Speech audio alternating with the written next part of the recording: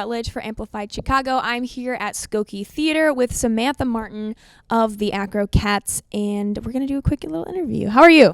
I'm good. How are you? I'm really great now that I get to see the cats. I'm very excited. So I'm interested, how did you come up with the idea for the Acro Cats? Actually, I had a group of trained rats called the Acro Rats back in the late 80s. So I had a whole little show put together, kind of like this show, but it was very small scale because little rats.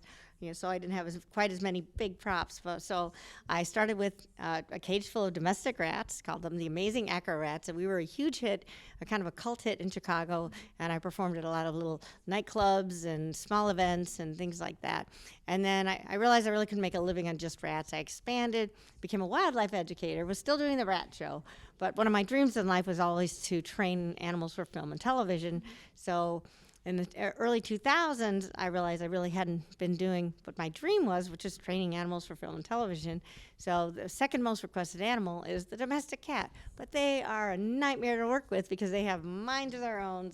They're very, like the littlest sound. They're easily distracted. So I thought, I didn't have a reputation as a cat trainer at that point. So I wasn't sure how I could go about getting my cats to, get film and television work when they're so easily startled. So I thought, well, what if I put a show together and start out small, take it to art galleries and pet expos and libraries and just start working them around people.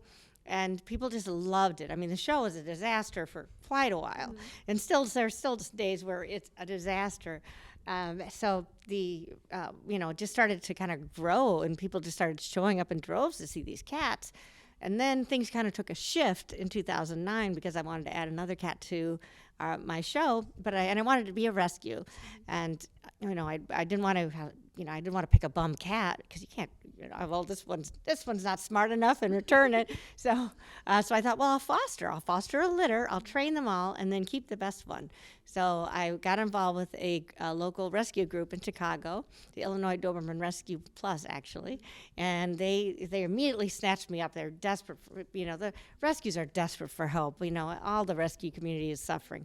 So they snatched me up quicker than I answered. Then I called them, and they sent me over to an intake facility to get my first litter. And they said, well, whoever you don't take in this room is going to be euthanized today. So I took 12 kittens. Wow. and so I ended up not keeping any of them, but I trained them all, and I found homes for them all. And then I went back and I got more. And since that time period, I fostered and found homes for 322 cats and kittens through our show. One more thing. He found us around the world, and very gracefully he's going to spin around my neck. I forgot he likes to go right to left. I found out that cats end up in shelters more than dogs because there's no bond between the owner and the cat, because they haven't built a bond, because they don't realize that you can build a bond and that you can train them, and that training will really strengthen the relationship that you have with your cat. And also could save its life, because if you have just 10 minutes a day, you teach your cat one little thing, and that's a routine. So when you come home and they high five you, the day that you come home and they don't high five you, something's wrong, and you can get them to the vet. Mm-hmm. So there's so many benefits to training cats, and so now our mission is to, of course, do foster and rescue. I do mainly bottle babies and orphans, but also to educate the public on the healthy benefits of training a cat, and show people that, yes, cats can be trained. And what's great is the show, sometimes the cats are, they're spot on and do almost everything. And then there are other days where it's just, they're like, we've never seen this prop before in my life. Yeah. So every show's different. So we have people come and see show after show because they never know what the cats are going to do. Yeah. But yes, we started in 2004 with the band. I put the band together. 2005, I started to put the show together. And by 2009, we started going on the road. Wow. That's a long time coming. So when you're not performing, what are you and what are the cats doing? Well, I moved from Chicago to Georgia. I miss Chicago, honestly. Chicago is at my heart, is still in Chicago.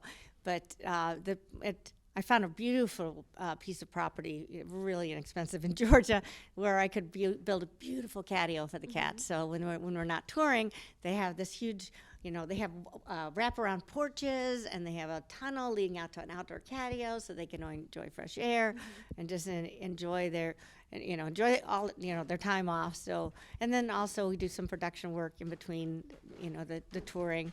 So, it's every year is different, every week is different, but pretty much working from the time I wake up till I go to sleep, and even in my sleep, sometimes I'm working. So, And so on the road then, in between shows or when you're traveling, what does that look like for you and for the cats as well? I know you have a tour bus. Yes, we have a tour bus. We started out really small. I started with an ambulance and a small RV, then a bigger RV, and then a 35-foot bus. And then we launched this campaign. I got the Pervos bus. The cats actually have the back third of the bus. It's all decked out for them with perches and swings and beds and something. They're living the life of a rock star, where we're behind the scenes killing ourselves from the moment our eyes open. So, but they love it because they've all been traveling since they were kittens. So, from like I said, I do a lot of work with orphans and bottle babies. So, I have portable incubators. So I'll bring in the incubators, and they'll be backstage. So they're already hearing noise and chaos and applause, and so it's not scary to them or anything. And then every cat that we adopt out, every kitten we adopt out, is already pre-trained. The person that adopts out a kitten gets a training kit to keep up with their training, and they're all trained to go to a whistle, to a crate at the sound of a whistle, which is another life-saving thing that you can do for your cat, because if you have to evacuate quickly, you need to be able to call your cat quickly and get them into a carrier. So that seems to be a big problem with cats and their owners, and also just not having a bond. So. Right. And so what traits are you looking for, personality types in a cat are you looking for when you're maybe picking someone new to join the band? They pick us, basically. My newest fun little newt, she was the only surviving member of her litter, and a bottle raiser from just a few days old. And then we got quarantined together because I got COVID for the first time ever. And it was like 9 months ago, so it just seemed meant to be. And she has a lot of energy. She's really intense, and you saw her on the piano, and she's very great piano player.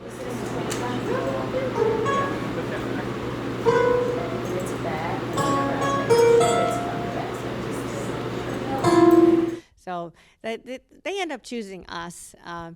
And the best cats for the show, of course, and the best cats to train are the troublemakers, the one with all that extra energy that ends up getting them put in a shelter, because the owners are like, I can't deal with this. But the cat's bored. You have to give your cat mental and physical stimulation. They can't just throw a box and a bowl of food down and one cat tree and expect your cat to be happy. And it's not safe to let them outside. So you really need to commit to your cat like people do to their dogs. If they're a good dog owner, they know they do the proper steps. And there's still the same similar steps when raising a cat, and people just aren't aware of it. So part of my goal is to educate people into taking that time and putting that energy and spending some time with their cat every day, just like they would if it was a dog or a human baby or whatever their passion is. So and if any of our viewers are interested in adopting, can we do that through the Acro Cats, or are you more of a raising awareness about adoption, etc.? Well, currently we are not traveling with any foster kitties right now.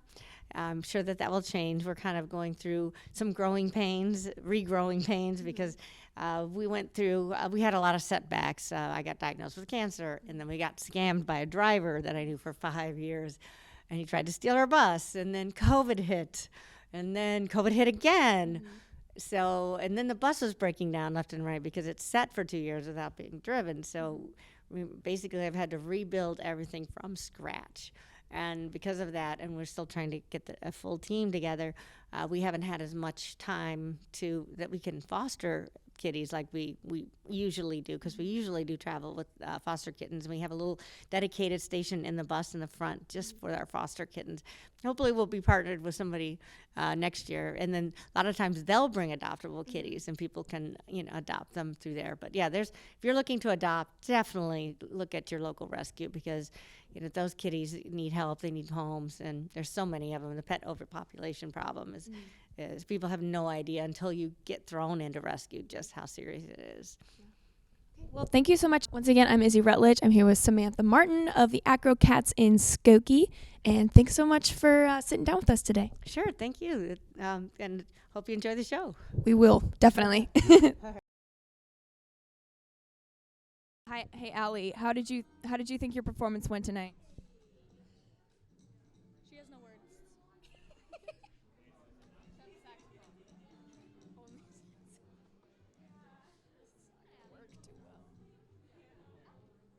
Hey Tuna, how was you on Cowbell tonight? How'd you feel about it?